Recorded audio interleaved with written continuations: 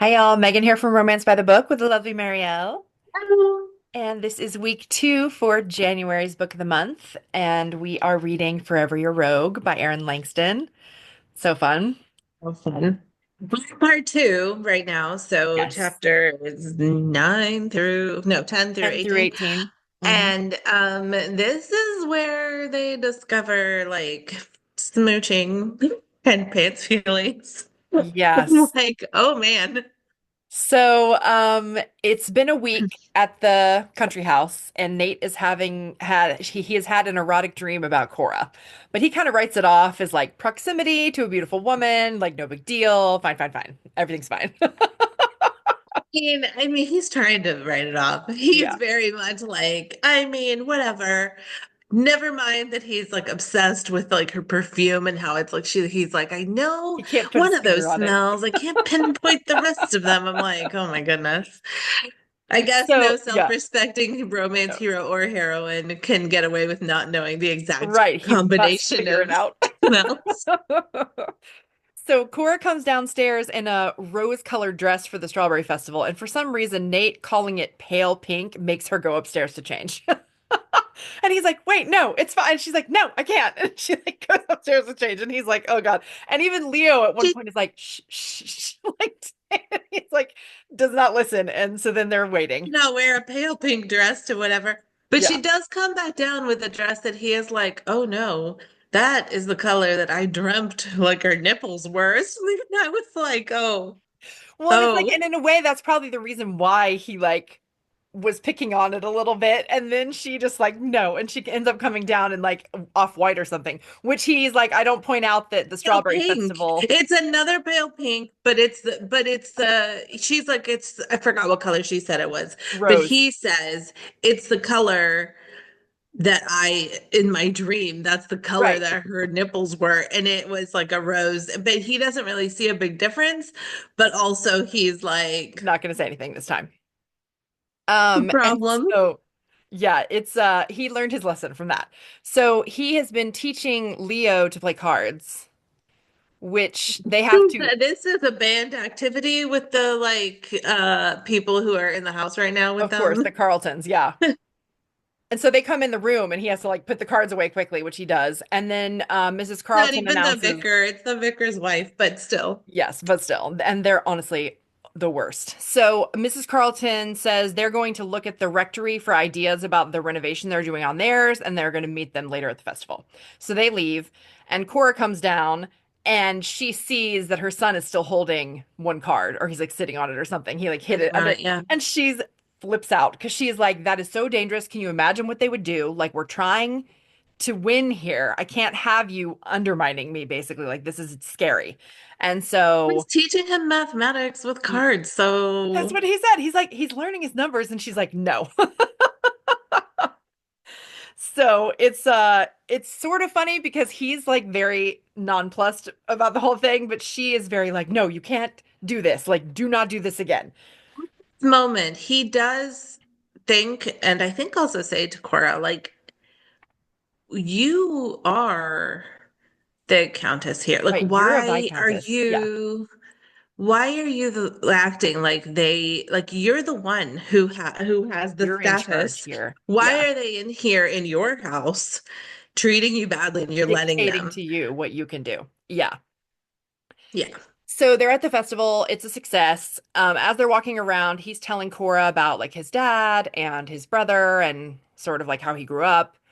And he realizes that he's really liked feeling useful to her the last week. Like he's been so idle, like so blasé about everything in the world for the last however many years, and he finally like actually feels like she needs him there, and he likes that. Like, specifically to her though. Like I Yeah. think there is a moment in the card room. She gets like when she's getting like worked up, he like teases her out of it and he's kind of like, that's what we do. And he's like, it's almost like she needs me here. And then he's like, it's almost like I like it. And Yeah. it's yeah. Yeah, she gets wound up, he unspools her. That's their dynamic. So as they're walking, this group of girls tells them they should kiss. So he turns towards her and he kind of like turns her parasol where it's blocking them and he like leans closer. So in the shadow of the It parasol, looks it looks like they're kissing, but they're like, this far apart or whatever. And that night, and of course, close eye contact. And that night he dreams of her again and he's like, "Oh, I'm in trouble. Like this is not good." And so now there's only 4 days left of his 2 weeks. And Leo is begging to be taught how to swim. And so Cora agrees that Nate can take him out to the pond and teach him. And so her and Tess go to eat, and Miss Carleton is looking at her wedding fabric swatches that she had been messing with a couple days before, and is rude about one of the colors, the color that he liked, the like fawn color or whatever. And then she's like, "Oh, and of course, after you're married, we're going to take the kids for a year to let you settle in." And Cora is like, "What?" she's like, it would definitely not be appropriate for children to be with a To live newly with married couple. newlyweds. Yeah. But the thing is, but she also thought it was inappropriate for children to be with a widow Yes. because she doesn't have a man around Yeah. or The something. bottom line is she So doesn't think Cora is appropriate, and that becomes very clear in this moment. Like, Cora very much is like freaking out because she's like, wait, like yeah. we were only doing this so you would back off, and Yeah. And now now you're this is using it why. as another reason to take them. She almost loses her shit. She realizes she really wants to talk to Nate. Like, which so they walk out to the pond, but as they're walking, she's worried about how much she's relying on him. And she kind of is like, "Oh, do I still go and talk to him? Do I not?" But then her daughter's like, "I want to see Leo." And she's like, "Okay." So they keep going to the pond. And An then excellent she gets idea because Nate is clearly going to be like naked, and obviously that is what she needs to help calm her She down. gets fully distracted by his wet, naked self without a shirt on. Big Colin Firth Pride and Prejudice energy in this moment, okay? Nanny, I love that the nanny is Like like, pretending to read, she says, like, well, because when she's like, can you help me with whatever? She's like, uh-huh. does not respond. So funny. Anyway, So funny. And so Cora's like, what you need is a shirt, but then the shirt turns him into like Jonathan Bailey right. in Bridgerton. So Yes. now there's a whole other problem. Yes. And so he tells her, he's like, "You got to calm down. Like, this woman is clearly trying a new tactic. Like, we've put her on her back foot. We went against the thing she's been planning for so long, and now she's trying to figure out something else. Like, this is actually good. This means she buys that we're actually get married. And so that kind of like calms her down a little bit. And so, in between these chapters, we're getting letters from Nate, and they're getting progressively better, progressively Supposed to sweeter. be love letters, and Yeah. some of those are so romantic. It We is. also get Yes. yeah, Um, we get a glimpse as to like how he, like in the chapters, sometimes he'll mention a thing or he pays attention to something, yeah. and then in the letters, you're like, oh, Yeah, it's that really was sweet. sweet. And so they take a carriage the next day to the Wallaces, which is another local like country estate, for a pheasant shoot.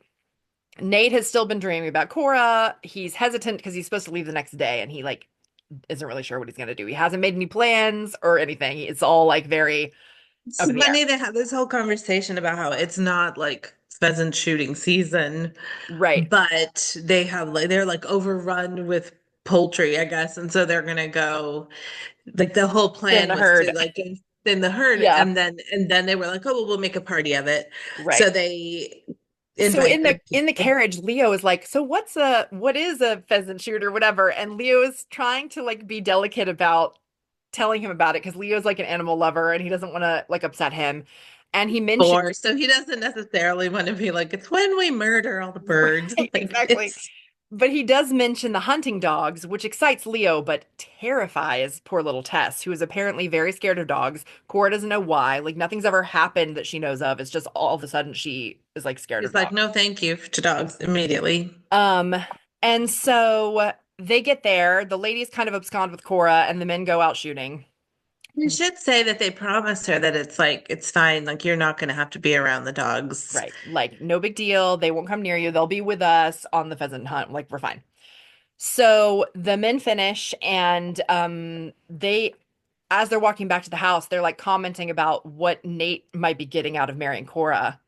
Like, first of all, what's she gonna get out of marrying him? She's gonna lose her title, like whatever. And then they're like, but obviously you're gonna like live high on the hog, basically, because you'll be the guardian of the Viscount. And he's like, what? Not only is she because she's rich, Yeah. so they're kind of like, well, she's rich and she's pretty and whatever. But And she has the title. also, like if you kind of like if you played your cards right, Yeah. you could. And he's like, wait, what? Yeah.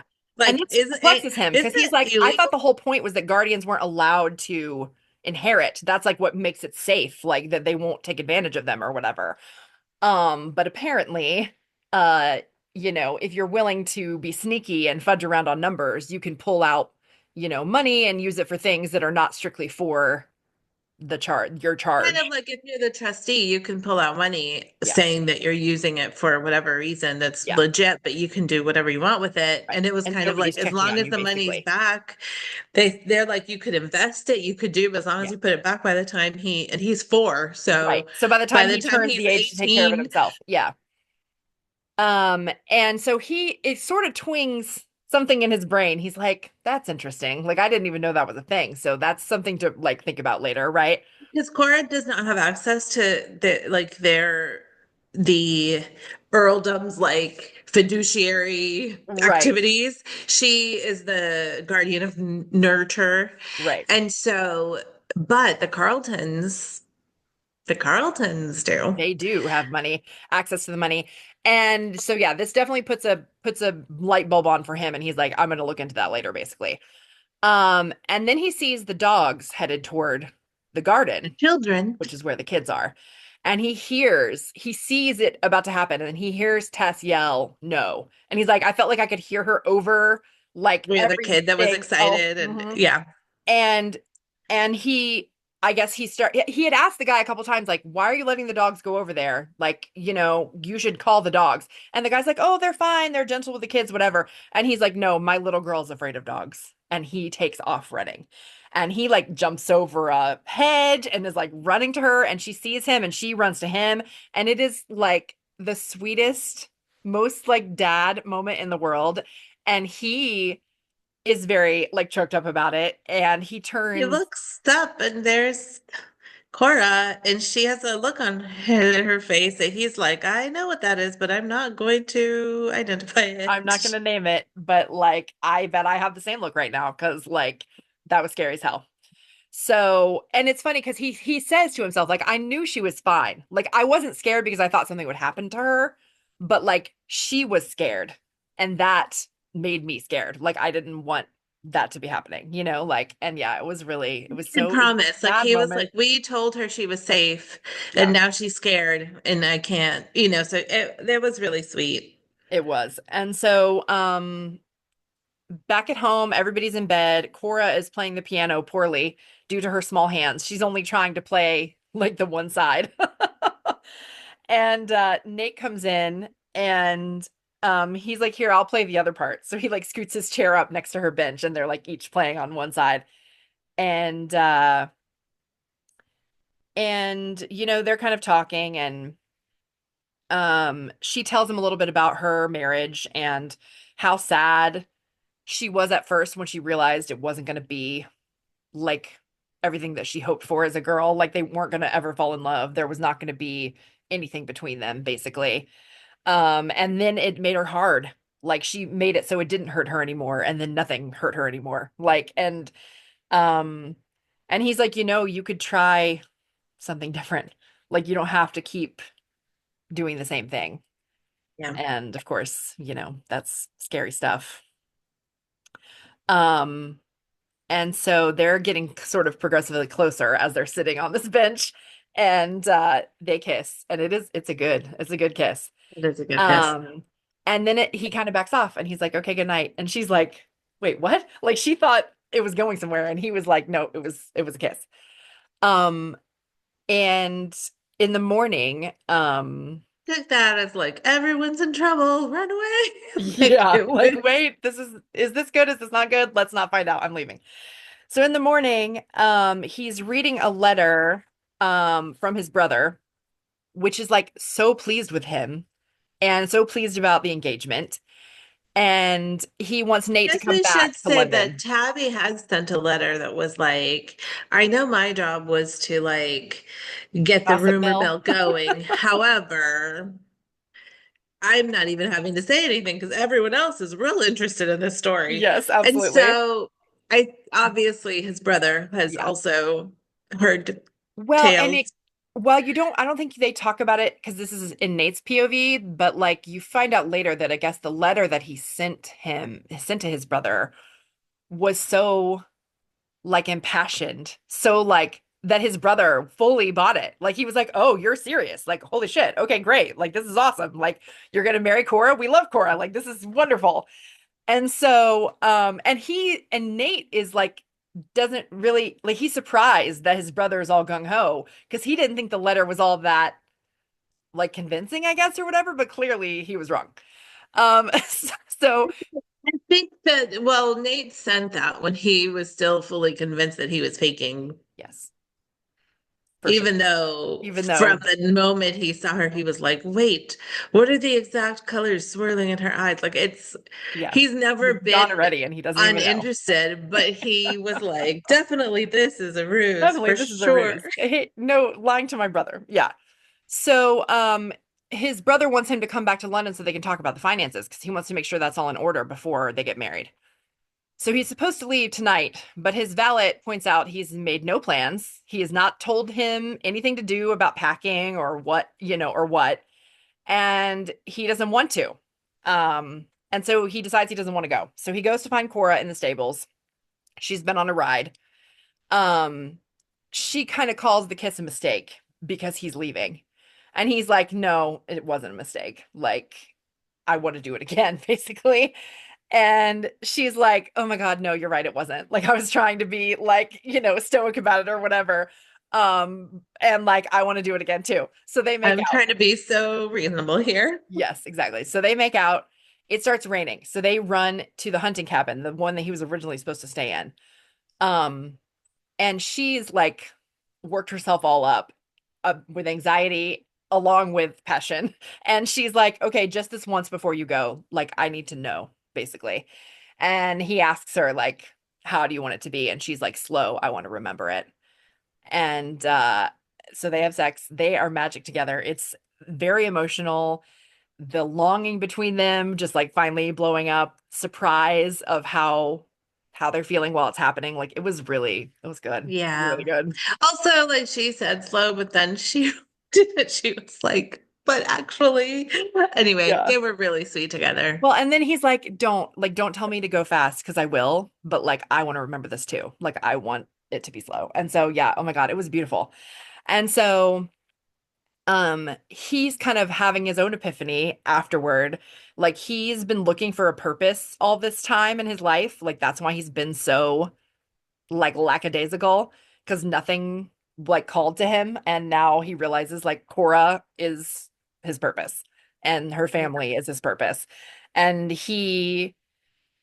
so he helps her get dressed because she needs to go back to the house. And he realizes that on all this thing that they've just done, he never actually said to her that he wanted to stay. And now he's feeling like tongue-tied about it. Yeah. There's a couple instances here where in this book, where he's like, let me tell her. But then once he gets in front of her, it Yeah, either something hard. happens or just so. And this is one of where he's like, we should talk. And it turns Yeah. into And something they don't else. And talk. then Yeah. he's like, I don't know what to say. Yeah. He's like, and now it's like the moment passed and he's like scared. So back in the house, Cora gets a letter from her brother that he needs more time. The case he was hoping he could use as like precedent for their case ended up not going the way of the mother, so they can't use that. So he's got to have a new strategy, basically. Yeah. And so Nate Also, offers to he did stay. send a letter before this, Yeah, or we see him write a letter before this, where he's yeah. kind of like, Nate hasn't like to Hasn't got told me his where his first money's supposed to payment. He go. doesn't Yeah, want, it's kind of like, I don't know, can you clarify with him? And we never see her kind of clarifying with no. him what it is that he Like like where he when he wants the wants to money to get paid or go. what's Yeah, going on. But we know that because he doesn't Nate. care about it. So Nate offers to stay longer, which he already wanted to do anyway, and this way he doesn't have to even talk about it. It can just be because of this, right? Like that's easy for him. But she's like, "Oh no, like you did your part just the once, She's like, I like don't want to take I'm advantage of good." you. I fully understand her. Yeah. Like, I would also be really like, I do not want to Yeah. make Well, and this she's like, I weird. don't expect anything from you, etc. And in his head, he's like, I want you to expect things from me. Like, Yeah. woman, what are you But saying? she Like, is very like, we had a contract and we're going to abide by it. And it's not like we don't need to be doing. And he's like, I want to do all the favors for you. yes. It's Oh, fine. it's breaking his heart as he Hmm. realizes in this moment that he's in love with her and she doesn't want anything from him or doesn't need anything from him. And he's like, oh, like dagger to the heart. So, they part. He's drinking all day. He still can't decide if he's staying or going. His poor valet. He keeps He telling him to hasn't pack, and then really he's like, packed "Wait, though. don't pack." Like he's just going back and forth. And so then he realizes, oh my God, Cora would never ask me for anything. She would never ask anyone for anything. That doesn't mean that she doesn't want me to stay. And she's terrified of needing me. And smart man. Yes. Just because you can't, like, just because you don't feel comfortable, like, making people do stuff for you doesn't mean you don't want someone to care enough to do something Yes. for you. And he's like, um, she's terrified of needing me too bad. Like that's so I'm staying. And then he tells his valet, like, for real though, final answer, like, we're staying. So Cora is ready for the ball. She brings the kids to his room to say goodbye, but he's not in his room. And all his valet says is like, he stepped out, he needed air. And she's like, I have to leave. Like, I guess I'm not going to see him. But she asks the valet to make sure he goes to the nursery before he Just say leaves. goodbye to the kids. Yeah. And she's so sad. And so, um, Cora is at the ball and she's heartbroken. Like she's kind of just flitting through, like nothing's registering. She has no like she couldn't tell you what she ate or drank. Like she's not with it.